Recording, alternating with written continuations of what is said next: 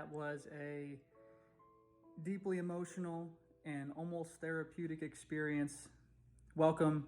Episode 2, The Haunting of Hill House, was a wonderful, scary, emotional journey that is not for the faint of heart. It was a hard one, a long one, and a tough one.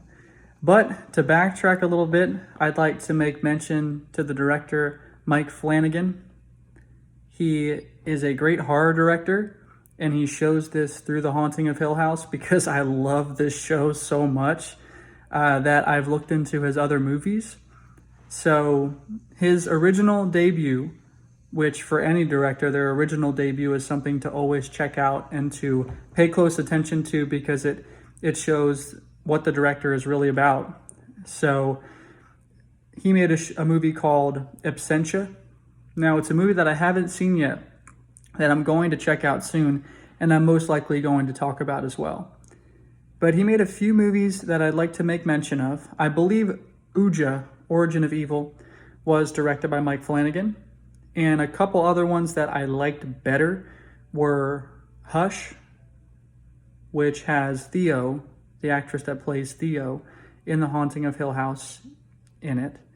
And then also Gerald's Game. Now, Gerald's Game was so good.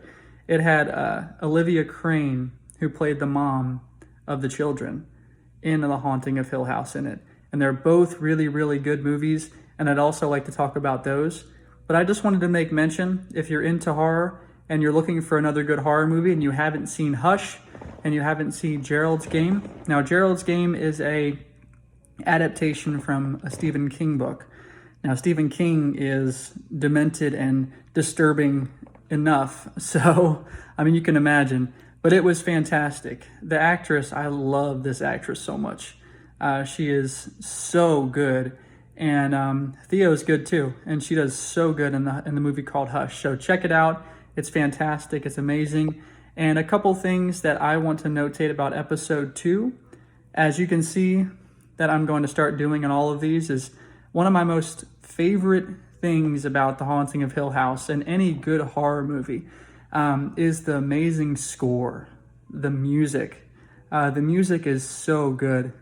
It draws you in, it grips you, it brings you to a place of depression and sadness. And for anyone who has experienced hard things in life or just likes somber sounding music, slow piano, it's just beautiful. And so the score is something that's amazing in The Haunting of Hill House.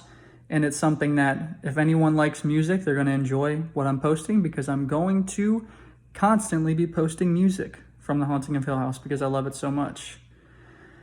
So that's what I'd like to talk about, is the music.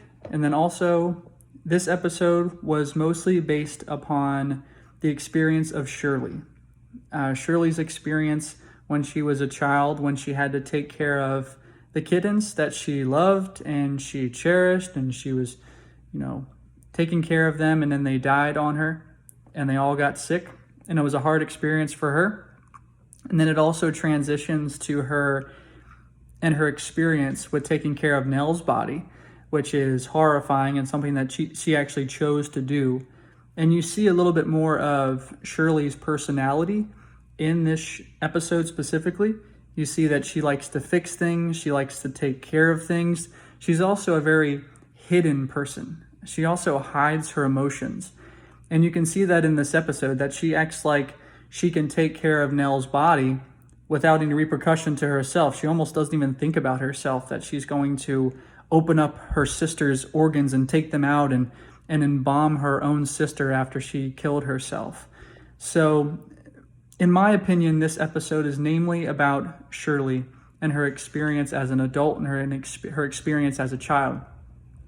And you see what happens when you go through suffering, or you go through pain, or you go through someone dying. It's nearly impossible, even for the strongest person, to hold in those emotions, to hide those emotions for very long. Even if you're a closed-off person emotionally, which you can clearly see that Shirley is a very closed-off person who doesn't really show off her emotions. But you can see throughout this episode, and even towards the end of the episode, as she is taking care of Nell's body, that she breaks down and she cries and she cries. And then at the end, a couple of things I like to notate as well is the way that the first two episodes close out, and the way that a lot of the episodes close out that Mike Flanagan does so well. And anyone who's seen this show is going to agree with this. At the end of the first episode, you see Nell standing there as a ghost, and you just get the goosebumps, and it's terrifying. And then at the end of this episode, for those who remember, there's a terrifying image at the end of it of the mother as a ghost as well. And so this show does a great job about that. And one of the themes that I really enjoy, just for personal experience myself, is going through not wanting to see or go to a funeral. I don't know if anyone has experienced that, but it's something that I do not like to do. I don't like to go to funerals. They're horrible. I don't like to face death or the reality of suffering and the reality of pain. And this show, this episode specifically, does a great job with expressing that in a child and also in an adult. So you can even see Theo does not want to see Nell's body. And then you see in the beginning that the child doesn't want to see his grandmother's body either in the casket. So the episode's called An Open Casket, and it is talking about that struggle. So last year, I had to see my brother in a casket, and I had to see him dead. And it was one of the hardest experiences ever, and I didn't want to go to the funeral. I didn't want to see my brother that way. It terrified me, but nevertheless, I still had to. So it's something that we all experience, and I think this episode, if the viewers allow it, will be a therapeutic episode and a therapeutic experience. And this episode is great. It's challenging to watch. It's hard to watch, but it's definitely rewarding. And for anyone who is willing to put themselves through the pain of episode 2, because during this show, you're almost forced to see things that are very uncomfortable to look at. That's my final point. You don't want to see this lady in the beginning, the grandma, and her dead body. You don't want to see this, but they put it in your face, like right here in front of you, and you just can't not look at it, or you just got to close your eyes for the scene, just shut your eyes. So they do this a lot, and especially episode 2, if you watch it and if you've seen it, they put, the director, Mike Flanagan, puts images in front of you that you can't escape.